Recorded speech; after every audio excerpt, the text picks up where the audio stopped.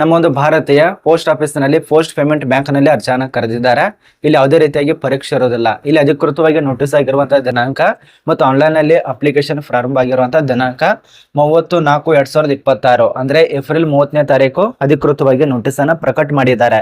ಇದ್ರ ಬಗ್ಗೆ ಸಂಪೂರ್ಣ ತಿಳಿಸ್ಕೊಡ್ತೇನೆ. ಮತ್ತು ಅಪ್ಲಿಕೇಶನ್ ಹಾಕೋದಕ್ಕೆ ಕೊನೆಯ ದಿನಾಂಕ ಇಲ್ಲಿ ನೋಡಿ ಮೇ 21 ಕೊನೆಯ ದಿನಾಂಕ ಆಗಿರತ್ತೆ. ಅಧಿಕೃತವಾಗಿ ನೋಟಿಸ್ ಆಗಿದ್ದು ಅದ ನಂತರ ಅರ್ಜಿ ಪ್ರಾರಂಭ ಆಗಿರುವಂತಹ ಡೇಟು 1/5/2026 ಬೆಳಗ್ಗೆ 10 ಗಂಟೆಯಿಂದ ಸ್ಟಾರ್ಟ್ ಆಗಿದೆ. ಅಪ್ಲಿಕೇಶನ್ ಈಗಾಗಲೇ ಸ್ಟಾರ್ಟ್ ಇದೆ ನೋಡಿ ಅಪ್ಲಿಕೇಶನ್ ಆಯ್ಕೆ. ಅದೇ ರೀತಿಯಾಗಿ ಲಾಸ್ಟ್ ಡೇಟು ಈ ಒಂದು ಪೋಸ್ಟ್ ಪೇಮೆಂಟ್ ಭಾರತೀಯ ಅಂಚೆ ಇಲಾಖೆಯಲ್ಲಿ ಪೋಸ್ಟ್ ಪೇಮೆಂಟ್ ಬ್ಯಾಂಕು 21/5/2026 ಕೊನೆಯ ದಿನಾಂಕ ಆಗಿರತ್ತೆ. ಇದಕ್ಕೆಲ್ಲರೂ ಅಪ್ಲಿಕೇಶನ್ ಹಾಕಿ ಕರ್ನಾಟಕದವರು ಪ್ರತಿಯೊಬ್ಬ ಅಪ್ಲಿಕೇಶನ್ ಹಾಕೋದಕ್ಕೆ ಅವಕಾಶ ಇರತ್ತೆ. ಬಟ್ ರೂಲ್ಸ್ಗಳು ಅಪ್ಲೈ ಆಗತ್ತೆ. ಕೆಲವೊಂದು ರೂಲ್ಸ್ ಕೊಟ್ಟಿದ್ದಾರೆ. ಆ ಒಂದು ರೂಲ್ಸ್ ಅನ್ನ ತಕ್ಕಂತೆ ನೀವು ಪಾಲನೆ ಮಾಡಿದ್ರೆ ನೀವು ಕೂಡ ಈ ಒಂದು ಪೋಸ್ಟ್ ಪೇಮೆಂಟ್ ಬ್ಯಾಂಕ್ ನಲ್ಲಿ ಸೆಲೆಕ್ಟ್ ಆಗ್ತೀರಾ. ಏನ್ ರೂಲ್ಸ್ ಕೊಟ್ಟಿದ್ದಾರೆ, ಈ ಒಂದು ನೋಟಿಸ್ ದಲ್ಲಿ ಕೊಟ್ಟಿರುವಂತ ಮಾಹಿತಿ ಏನು, ಎಲ್ಲ ಮಾಹಿತಿಯನ್ನು ಚರ್ಚೆ ಮಾಡೋಣ. ವಿಡಿಯೋ ಕೊನೆತನಕ ನೋಡಿ. ಮತ್ತೆ ಯಾರು ಹೊಸ ನೋಡತ್ತಿರಲ್ಲ, ಈ ಒಂದು ಮೇ ತಿಂಗಳಲ್ಲಿ ನೋಡತ್ತಿರಲ್ಲ, ಫಾಲೋ ಮಾಡ್ಕೊಳ್ಳಿ. ಮತ್ತೆ ಯಾರು ಸಬ್ಸ್ಕ್ರೈಬ್ ಆಗಿರಲ್ಲ ಅವರಿಗೆ ಹೃದಯಪೂರ್ವಕ ಧನ್ಯವಾದಗಳು. ಬನ್ನಿ ಒಂದೊಂದ ತಿಳಿಸ್ಕೊಡ್ತೇನೆ.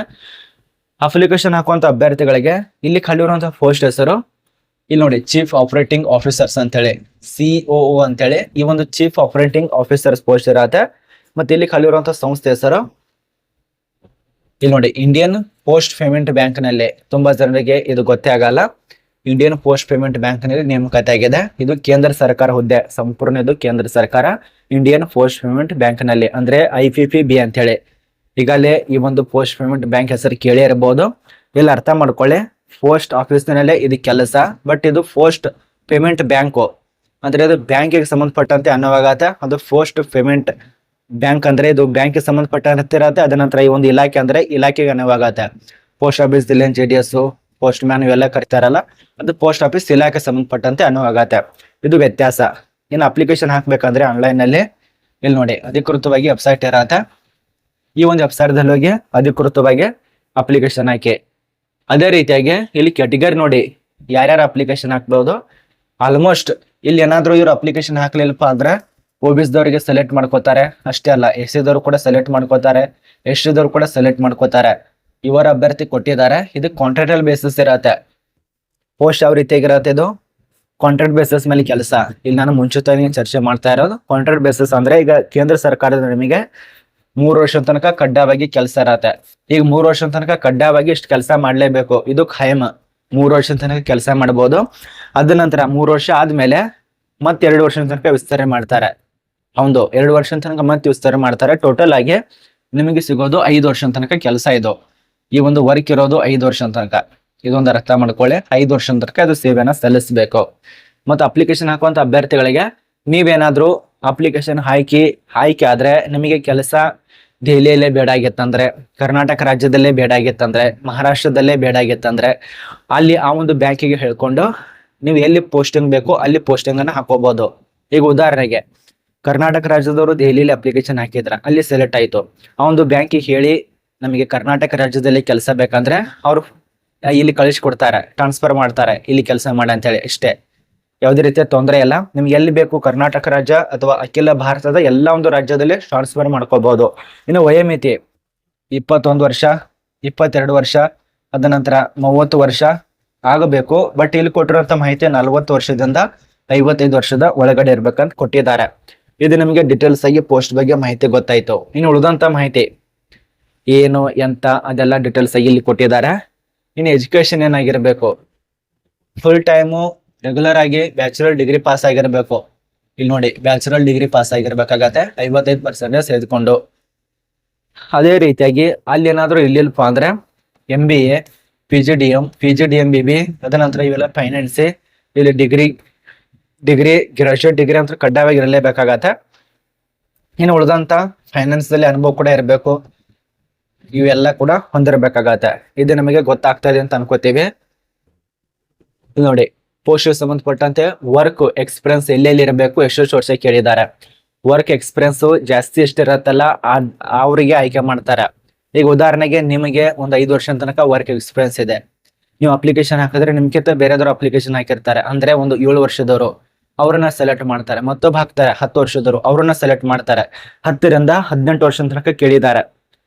10ರಿಂದ 18 ವರ್ಷದ ತನಕ ಎಕ್ಸ್ಪೀರಿಯನ್ಸ್ ಬೇಕಂತ ಕೇಳಿದ್ದಾರೆ. ಬಟ್ ನಿಮ್ಗೆ ಏನಾದ್ರು 2 ವರ್ಷ, ಇಲ್ಲಿ ನೋಡಿ 2 ವರ್ಷ 5 ವರ್ಷ ತನಕ ಇದ್ರು ಕೂಡ ಅಪ್ಲಿಕೇಶನ್ ಹಾಕ್ಬೋದು. ಯಾವುದೇ ರೀತಿಯಾಗಿ ತೊಂದರೆ ಇಲ್ಲ. ಇನ್ನೆಲ್ಲ ಉಳಿದಂತ ಮಾಹಿತಿ ಇಲ್ಲಿ ಕೊಟ್ಟಿದ್ದಾರೆ. ಬಟ್ ಇದು ನಿಮಗೆ ತಿಳ್ಕೊಳ್ಳಿ, ನೋಟಿಸ್ ಕೂಡ ನಮ್ಮ ಟೆಲಿಗ್ರಾಮ್ ಗ್ರೂಪ್ ನಲ್ಲಿ ಇರತ್ತೆ, ಚೆಕ್ ಮಾಡ್ಕೊಳ್ಳಿ.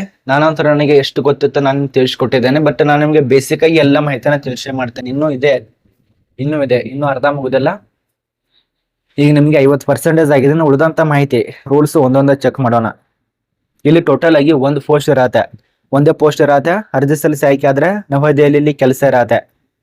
ಈ ಒಂದು ಇಂಡಿಯನ್ ಪೋಸ್ಟ್ ಪೇಮೆಂಟ್ ಬ್ಯಾಂಕು ನವದೆಹಲಿಯಲ್ಲಿ ಕೆಲಸ, ಮತ್ತು ಉದ್ಯೋಗ ಸ್ಥಳ ಇದೆಯಲ್ಲ ಆಲ್ ಭಾರತದಲ್ಲಿ ಕೆಲಸ, ಎಲ್ಲಿ ಬೇಕಾದ್ರೂ ಟ್ರಾನ್ಸ್ಫರ್ ಮಾಡ್ಕೋಬಹುದು. ಚೀಫ್ ಆಪರೇಟಿಂಗ್ ಆಫೀಸರ್ಸ್ ಅಂತೇಳಿ ವಿದ್ಯಾರ್ಥಿ ಈಗಾಗಲೇ ತಿಳಿಸ್ಕೊಟ್ಟಿದ್ದೇವೆ. ಕಡ್ಡಾಯವಾಗಿ ಆಗಲೇ ತಿಳಿಸ್ಕೊಟ್ಟಿದ್ದೇವೆ, ಚೆಕ್ ಮಾಡ್ಕೊಳ್ಳಿ.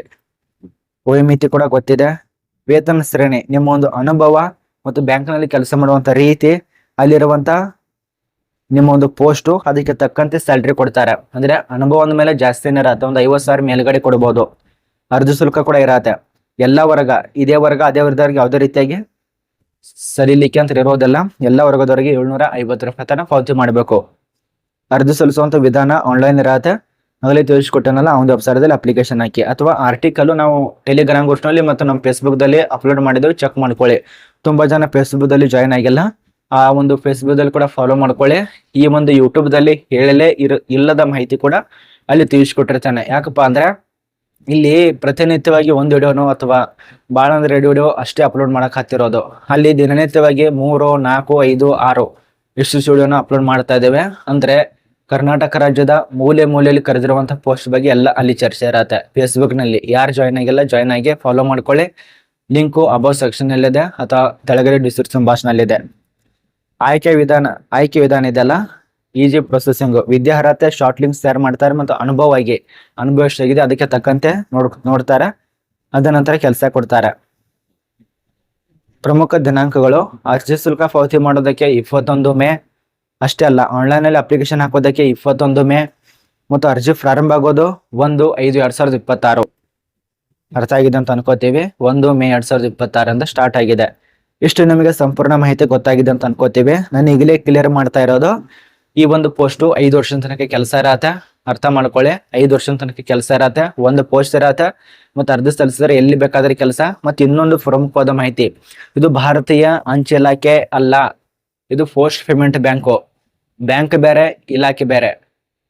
ಇಲಾಖೆಯಲ್ಲಿ ಅಪ್ಲಿಕೇಶನ್ ಕರೆದಿಲ್ಲ, ಬ್ಯಾಂಕ್ ನಲ್ಲಿ ಅಪ್ಲಿಕೇಶನ್ ಕರೆದಿದ್ದಾರೆ. ಇನ್ನು ಕೆಲವೇ ದಿನಗಳಲ್ಲಿ ಈ ಒಂದು GDS ಮೆರಿಟ್ ಲಿಸ್ಟು ಅವೇನು ಮುಗಿತಾವಲ್ಲ, ಕೊನೆಯಲ್ಲಿ 1-2 ಉಳಿತಂದ್ರೆ ನನಗೆ ತಕ್ಕ ಒಂದು ನೋಟಿಸ್ ಬರತ್ತೆ, ತಿಳಿಸ್ಕೊಡ್ತೇನೆ ನಾನೇ ಖುದ್ದಾಗಿ ಇಲಾಖೆ ವತಿಯಿಂದ. ಅರ್ಥ ಆಗ್ತಿದೆ ಅಂತ ಅನ್ಕೋತೀವಿ. ಇದು ಪೋಸ್ಟ್ ಪೇಮೆಂಟ್ ಬ್ಯಾಂಕ್ ನಲ್ಲಿ ಅಪ್ಲಿಕೇಶನ್ ಕರೆದಿದ್ದಾರೆ. ಆಸಕ್ತಿ ಇದ್ದವರು ಅಪ್ಲಿಕೇಶನ್ ಹಾಕಬಹುದು.